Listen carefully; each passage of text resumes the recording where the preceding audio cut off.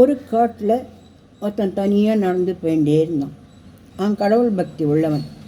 அதனால கடவுளை அவனோட கூடவே நடந்து வந்துட்டே இருந்தே. திடீர்னு கடவுளை காணும்.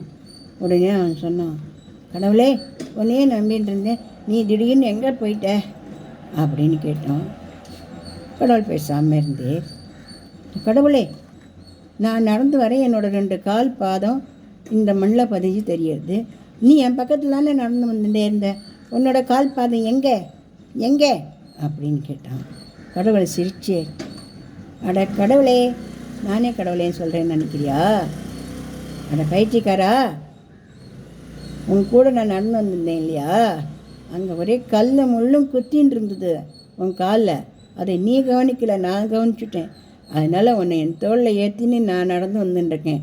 கீழே தெரிகிற அந்த கால் பாதம்லாம் என்னோடது தான் அப்படின்னு சொன்னார். நல்லாயிருக்கு அந்த கதை. பிடிச்சா லைக் பண்ணுங்கள், ஷேர் பண்ணுங்கள், சப்ஸ்கிரிப்ஷன்ஸ்லாம் கொடுங்க.